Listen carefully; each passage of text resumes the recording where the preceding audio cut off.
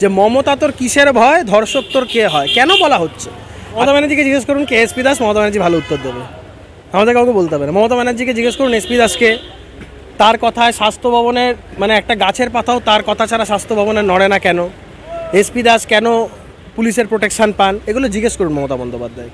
মমতা বন্দ্যোপাধ্যায়ের house physician আর মমতা বন্দ্যোপাধ্যায়ের খুব কাছের একজন মানুষ, বাদবাকিটা কে মমতা বন্দ্যোপাধ্যায়কে জিজ্ঞেস করি। বলছি যেই কথাটা আমি বললাম রাত্রির 1টার সময় বিনীত গোয়েল মমতা বন্দ্যোপাধ্যায়ের বাড়িতে গেছিলেন, যেই দিনকে রাত্রিবেলায় সোকল ওই দিনকে নাকি রাত্রিরে ঘটনাটা ঘটেছে এবং পরের দিন সকালে বডি পাওয়া গেছে, এই এক্সপ্লেনেশনটা তাদেরকে দিতে হবে যদি এই ঘটনা সত্যি হয়ে থাকে। আমি জানি না সত্যি না মিথ্যে, কিন্তু যখন কথা উঠছে ক্ল্যারিফিকেশন তাদের তরফ থেকে আসা উচিত। সুপ্রতিম সরকার এরা সব চাকর বাকর, দেখবেন এখন এই পুলিশের লোকজনদের দিয়ে পোস্ট করাচ্ছে, পুলিশের মেয়ে চিন্তা ছাড়ো তারা লড়াই করে হচ্ছে বড়। এটা কিন্তু কেউ স্বেচ্ছায় পোস্ট করছে না, সব বলে দিয়েছে সবাইকে পোস্ট করতে হবে, পুলিশের লোকেরা অনিচ্ছা সত্ত্বেও ওটাকে পোস্ট করতে হচ্ছে। এরা চাকর বাকর, মনিব যা অর্ডার দেবে তাই করবে, আমি ওদের কথার উত্তর দিই না। দেখুন সাপ যেখানে বেশি হয়, আমি যদিও বন্য প্রাণীদের পিটিয়ে মেরে ফেলাতে একদম সেটাকে আমি এনকারেজ করি না, কিন্তু অনেক সময় হয় কি মানুষজন নিজেদের প্রাণ বাঁচাতে কি হয় লাঠি পেটা করে সাপকে মেরে ফেলে, আমি সেটা একদমই সমর্থন করি না। আর বন্য প্রাণীরা তো জঙ্গলে থাকবে বা বন্য প্রাণীরা চিড়িয়াখানায় থাকবে, চিড়িয়াখানাতে দেখবে সাপের জন্য আলাদা খোপ করে রাখা থাকে, সেখানে সাপ টাপরা থাকে, সেখানে থাকবে। আর যেখানে সাপের উৎপাত বেশি হবে মানুষ বাড়িতে কার্বলিক অ্যাসিড রাখবে। উনি যদি ফোর্স করতে বলেন তো মানুষকেও কার্বলিক অ্যাসিড বাড়িতে যথোপযুক্ত মজুদ রাখতে হবে যাতে সাপেদের উপদ্রব কমে। আমি তোমাদের মাধ্যমে বাংলার সমস্ত মানুষজনকে বলবো, সাপেদের উপদ্রব যেখানেই বাড়বে, যতই বাড়বে, কার্বলিক অ্যাসিডের প্রয়োগ তত করতে হবে। জায়গায় পাবে হিরে থেকে জিরে, হ্যাঁ, ঝি থেকে ঝাঁটা, সব কিছুর এক্সপার্টিস একটা লোকের কাছে পাবে। তুমি কুণাল ঘোষকে বাঘের লোম নিয়ে বলতে বলো, সেটাও কুণাল ঘোষ বলতে পারবে। তুমি গরুর চামড়া গন্ডারের চামড়া নিয়ে বলতে বলো, সেটাও কুণাল ঘোষ বলবে।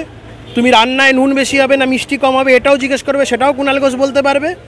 তুমি কোন জামা কোন সময় পরা উচিত সেটাও কুণাল ঘোষ বলতে পারবে। বা রাজনীতির এই লোকটার এত ওয়াইড এক্সপার্টিস, তৃণমূল মনে ওই জন্যই ওকে রেখেছে, নাহলে তো রাখার কথা না। যেই দলের নেত্রীকে চোর বলেছে তাকে দলে রাখে, এই ওয়াইড এক্সপার্টিসের জন্যই তৃণমূল ওকে মনে হয় রেখেছে। সব ব্যাপারে পাণ্ডিত্য আছে। যারা ওই ক্রাইম সিনে ঘোরাঘুরি করেছে, যাদের দেখা গেছে, ইনফ্যাক্ট আমার বেশ কিছুটা, আমি তো বলবো আমার সাথে স্টেট ফরেন্সিক সায়েন্স ল্যাবরেটরি কিছু লোকজন যোগাযোগ করেছিলেন, তাদের বক্তব্য ওখানে একজন সনদবাবু বলে একজন আছেন, তাকেও সিবিআই মোস্ট প্রবাবলি ডেকেছিল। যেভাবে উনি ফরেন্সিক যে এক্সামিনেশনটা করেছেন, প্র্যাকটিক্যালি কিচ্ছু করেনি, কোনো স্যাম্পল কালেকশন না, কিচ্ছু না, কোনো মানে জাস্ট ওপর থেকে দেখে চলে এসছে। এই সমস্ত মানুষজনের একটা খুব অ্যাক্টিভ ইনভলভমেন্ট আছে এই গোটা ক্রাইম সিন থেকে এভিডেন্সকে ওয়াইপ আউট করার জন্য। পুলিশ বলছে ফিঙ্গারপ্রিন্ট হিসাবে ফিঙ্গারপ্রিন্ট বিশেষজ্ঞ, ওরা আইএমএ বলছে স্টুডেন্ট। এই বিষয়গুলো যথেষ্ট সন্দেহজনক। সিবিআইয়ের এই বিষয়গুলো দেখা উচিত, ইনভেস্টিগেশন নিয়ে মন্তব্য করব সে তো থাকবেই। প্রভাবশালী এই ঘটনার সাথে প্রভাবশালী ব্যক্তিরা জড়িত বলেই তো আড়াল করার চেষ্টা হচ্ছে। এই যে স্লোগান উঠছে যে মমতা তোর কিসের ভয়, ধর্ষক তোর কে হয়, কেন বলা হচ্ছে? আজকে সরকারের এত তৎপরতা থাকবে কেন এই গোটা ঘটনাটাকে ধামাচাপা দেওয়ার জন্য?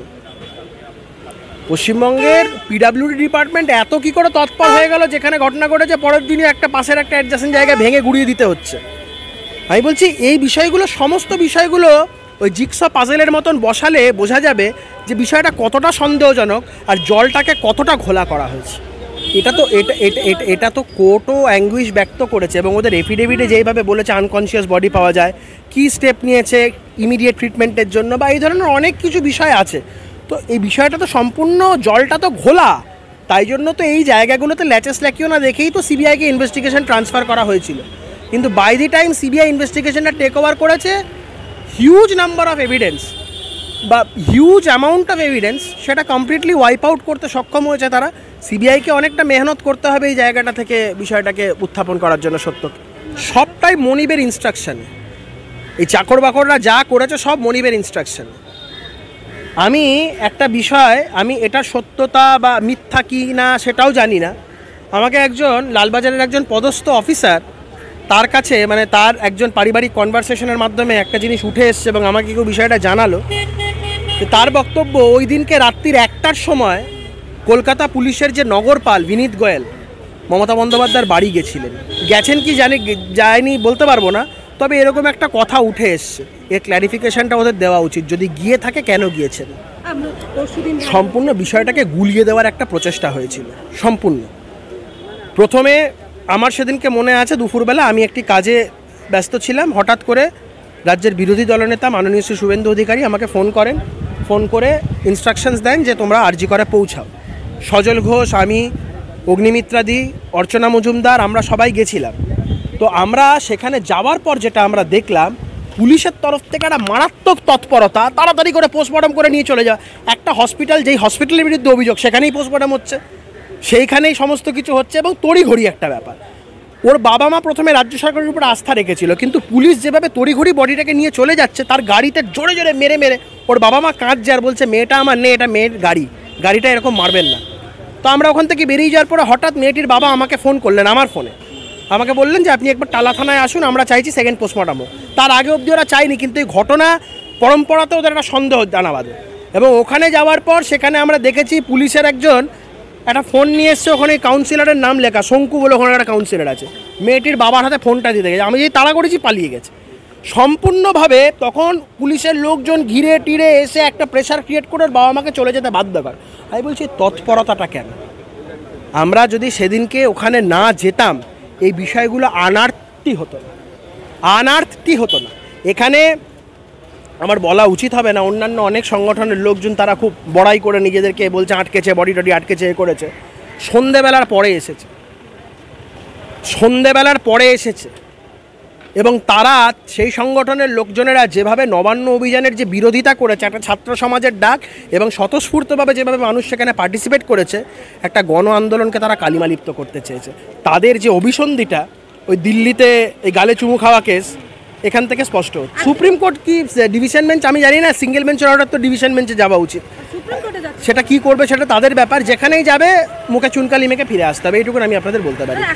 কারণ কোর্ট এই অর্ডারটা দিয়েছে to prevent the abuse of the process of law. Writ court extraordinary jurisdiction exercise করে অর্ডার পাস করেছে। পুলিশের এই বর্বরতা দেখে, পুলিশের এই নৃশংসতা দেখে কোথাও গিয়ে লাভ হবে না, মুখে চুনকালি মেখে ফিরতে। লাভ তো অবশ্যই আছে। শুভেন্দু অধিকারী বলেছিলেন যে ওর বাবা মা যদি অ্যাপ্লাই করে সেন্ট্রাল সুরক্ষার জন্য, তো আমি জানি ওদের বাবা মার সাথে কথা হয়েছে, ওরা যদি অ্যাপ্লাই করে আমরা কেন্দ্রীয় নিরাপত্তার বন্দোবস্ত করব তাদের জন্য, কারণ তাদের উপর একটা প্রেশার আছে। ওয়েস্ট বেঙ্গল ডায়েরি বলে যে সিনেমাটা মুক্তি পেয়েছে, হাইকোর্টে এসেছিল, কত মামলা করতে গেছিল, মুখে মুখে চুনকালি মেখে চলে এসছে। তাই নিয়ে আবার কুণাল ঘোষের গোসা হয়েছে, কালকে আবার কি সব লিখেছে। মমতা বন্দ্যোপাধ্যায়ের সাথে যারা মঞ্চে টঞ্চে বসে থাকে, ছবি টবি তোলে, তারা কিছু বলছে না, তাদের পারিবারিক ব্যাপার, তারা বুঝুক। মমতা বন্দ্যোপাধ্যায়ের আসল চরিত্রটা দেখানোর একটা সিনেমা বাংলার মানুষ দেখুক, বাংলার মানুষ জানুক, মমতা বন্দ্যোপাধ্যায়কে বাংলার মানুষ চিনুক। ও তো বললাম, দীপক ঘোষ বই লিখে মমতা বন্দ্যোপাধ্যায়কে একটা চিনিয়েছে, সারা রাজ্য জুড়ে পিডিএফ ছড়িয়েছি। এখানেও সিনেমাটা বাংলার মানুষ দেখবে, দরকার পড়লে আমরা স্ক্রিন লাগিয়ে লাগিয়ে গ্রামেগঞ্জে দেখাবো লোকজনকে। মমতা বন্দ্যোপাধ্যায়কে চেনা উচিত।